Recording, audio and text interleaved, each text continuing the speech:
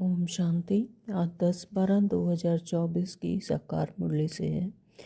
बाबा ने टाइटल दिया है मुरली का, मीठे बच्चे तुम्हारे यह रिकॉर्ड संजीवनी बूटी है, इन्हें बजाने से मुरझाइश निकल जाएगी। बाबा ने प्रश्न किया, अवस्था बिगड़ने का कारण क्या है? किस युक्ति से अवस्था बहुत अच्छी रह सकती है? उत्तर दिया बाबा ने, ज्ञान की डांस नहीं करते, यानी ज्ञान का मनन चिंतन नहीं करते, तो झरमुई झगमुई में अपना समय गंवा देते हैं, इसलिए अवस्था बिगड़ जाती है। बाबा ने नंबर 2 कहा कि दूसरों को दुख देते हैं तो भी उसका असर अवस्था पर आता है। अगर किसी को दुख देंगे, कोई ऐसी बात बोल देंगे कि किसी को दुख होगा, तो उससे भी अपनी स्थिति पर, अवस्था पर असर आता है। तो अवस्था अच्छी तब रहेगी जब मीठा होकर चलेंगे, बाप समान मीठा होकर चलेंगे, तो याद पर पूरा अटेंशन होगा। और रात को सोने से पहले कम से कम आधा घंटा याद में बैठो, फिर सवेरे उठकर याद करो, तो अवस्था अच्छी रहेगी। डायरेक्शन दे रहे हैं बाबा। आज का गीत है, कौन आया मेरे मन के द्वारे। ओम शांति। बाबा कहते ये रिकॉर्ड भी बाबा ने बनवाए हैं बच्चों के लिए। तो जैसी स्मृति होगी वैसी स्थिति होगी। तो इनका अर्थ भी बच्चों के सिवाय कोई जान नहीं सकता। तो बाबा ने कई बार समझाया है कि ऐसे अच्छे अच्छे रिकॉर्ड घर में रहने चाहिए कि फिर कोई मुरझाइश आती है तो रिकॉर्ड बजाने में बुद्धि में झट अर्थ आएगा, तो मुरझाइश निकल जाएगी। तो यह रिकॉर्ड भी संजीवनी बूटी है। बाबा डायरेक्शन तो देते हैं परंतु कोई अमल में लाए। अब यह गीत में कौन कहते हैं कि हमारे तुम्हारे सबके दिल में कौन आया है जो आकर ज्ञान डांस करते हैं। कहते हैं गोपिकाएं कृष्ण को नाच नचाती थी, तो यह तो है नहीं। अब बाबा कहते हैं, हे सालिग्राम बच्चे, सबको कहते हैं ना, स्कूल माना स्कूल जहाँ पढ़ाई होती है, तो यह भी स्कूल है। तुम बच्चे जानते हो हमारे दिल में किसकी याद आती है, और कोई भी मनुष्य मात्र की बुद्धि में यह बातें नहीं हैं। यह बाबा के बच्चों के बुद्धि में ही यह बातें हैं। तो यह एक ही समय है जबकि तुम बच्चों को उनकी याद रहती है और कोई उनको याद नहीं करते। बाप कहते हैं तुम रोज़ मुझे याद करो, तो धारणा बहुत अच्छी होगी।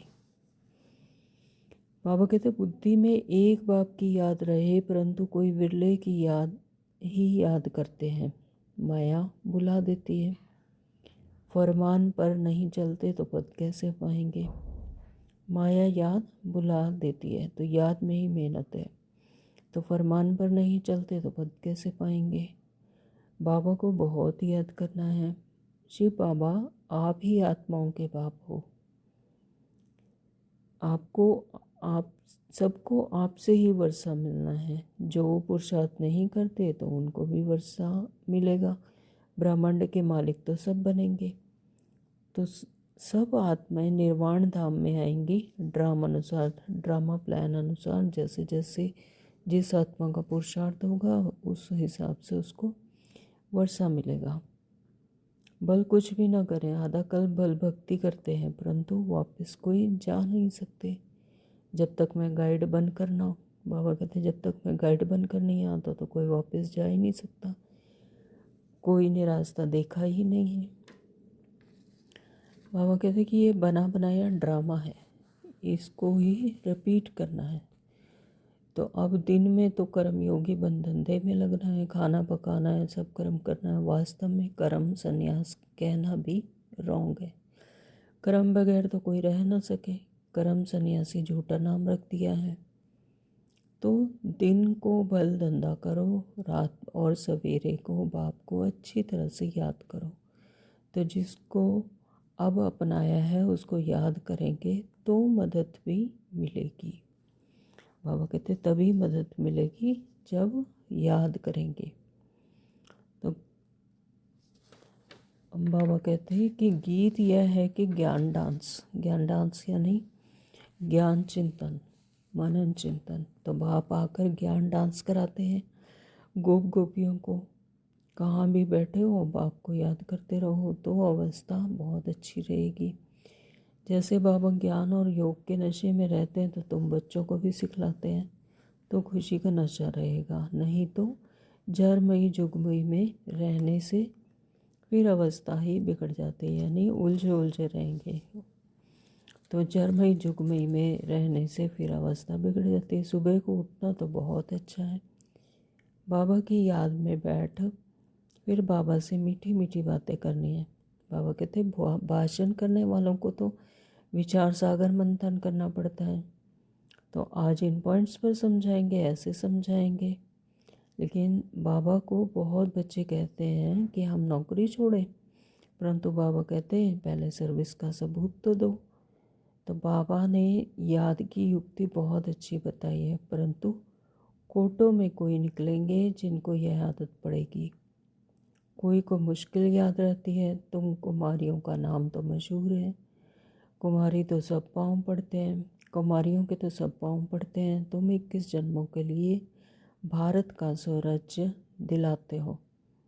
तुम्हारा यादगार मंदिर भी है, ब्रह्मा कुमारियाँ, कुमारियों का नाम भी मशहूर हो गया ना। तो कुमारी वह है जो 21 कुल का उद्धार करे। बाबा कहते कुमारी वह है जो 21 कुलों का उद्धार करती है। तो उनका अर्थ ही समझना पड़े। तुम बच्चे जानते हो ये है 5000 वर्ष की रील है। हर किसी की आत्मा में ये रील भरी हुई है, 5000 का ड्रामा की रील भरी हुई है। तो जो कुछ पास है वह है ड्रामा, भूल हुई तो भी ड्रामा। तो फिर आगे के लिए अपना रजिस्टर ठीक कर देना चाहिए। फिर रजिस्टर ख़राब नहीं होना चाहिए। बहुत बड़ी मेहनत है, तब इतना ऊंच पद मिलेगा। बाबा के बन गए तो बाबा का वर्षा भी देंगे। तो बाबा कहते सेंसिबल जो हैं वह हर बात में मदद करते हैं। बाप देखो कितनी मदद करते हैं। हिम्मत मर्दा मदद खुदा। माया पर जीत पाने में भी ताकत चाहिए। माया अपनी तरफ खींचती है, माया का अपना पंप शो है। तो माया पर जीत पाने के लिए भी ताकत चाहिए। अगर आत्मिक स्थिति में रहेंगे, परमात्मा से कंबाइंड होकर रहेंगे तो माया पर जीत पा सकेंगे। एक रूहानी बाप को याद करना है और संग तोड़ एक संग जोड़ना है। तो बाबा है ज्ञान का सागर। वह कहते हैं इनमें प्रवेश करता हूँ, यानी ब्रह्मा बाबा में प्रवेश करता हूँ फिर बोलता हूँ। तो और तो कोई ऐसे कह ना सके कि मैं बाप भी हूँ, टीचर भी हूँ और गुरु भी हूँ। तो ब्रह्मा विष्णु शंकर को रचने वाला हूँ। कौन? शिव बाबा। शिव बाबा ब्रह्मा विष्णु शंकर को रचने वाले हैं। ब्रह्मा द्वारा स्थापना, विष्णु द्वारा पालना और शंकर द्वारा विनाश कराने वाले। तो इन बातों को अब तुम बच्चे ही समझ सकते हो। बाबा ने धारणा के लिए मुख्य सार दिया है। नंबर 1, पुरानी किच्चड़ पट्टी से मतलब नहीं रखना है, यानी देहभान के संस्कारों से। देहभान आते ही किच्चड़ पट्टी में पड़ जाते हैं। तो बाबा कहते पुरानी किच्चड़ पट्टी में मतलब नहीं देखना है, रखना है। पाप के डायरेक्शन पर चलकर अपना ममत्व मिटाना है। जैसे परमात्मा ने हमें डायरेक्शन देते हैं, इस मुरली के द्वारा रोज डायरेक्शन देते हैं, तो उस पर चलकर अपना ममत्व मिटाना है। ट्रस्टी बनकर रहना है, यानी करण करावनहार बाप है, मैं करणहार, मैं ट्रस्टी आत्मा। नंबर 2, बाबा ने कहा इस अंतिम जन्म में भगवान को अपना वारिस बनाकर उन पर बलि चढ़ना है। भगवान को अपना वारिस बनाना, तब 21 जन्मों का राज्य भाग्य मिलेगा। बाप को याद कर सर्विस करनी है, नशे में रहना है, रजिस्टर कभी खराब ना हो। तो यह ध्यान रखना है कि मुझ आत्मा से कोई भी कर्म खराब ना हो, रजिस्टर कभी खराब ना हो। वरदान दिया बाबा ने, प्रत्यक्ष फल द्वारा अतीन्द्रिय सुख की अनुभूति करने वाले निस्वार्थ सेवादारी भव। प्रत्यक्ष फल द्वारा अतीन्द्रिय सुख की अनुभूति करने वाले निस्वार्थ सेवाधारी भव। सतयुग में संगम के कर्म का फल मिलेगा। सतयुग में जो संगम युग पर जो कर्म करते हैं उसका फल मिलता है, लेकिन यहाँ बाप का बनने से प्रत्यक्ष फल वर्षे के रूप में मिलता है। सेवा की और सेवा करने के साथ साथ खुशी मिली तो प्रत्यक्ष रूप में यही मिल जाता है। तो जो याद में रहकर निस्वार्थ भाव से सेवा करते हैं तो उन्हें सेवा का प्रत्यक्ष फल अवश्य मिलता है। प्रत्यक्ष फल ही ताज़ा फल है जो एवर हेल्दी बना देता है। योग युक्त यथार्थ सेवा का फल है खुशी, अतीन्द्रिय सुख और डबल लाइट की अनुभूति।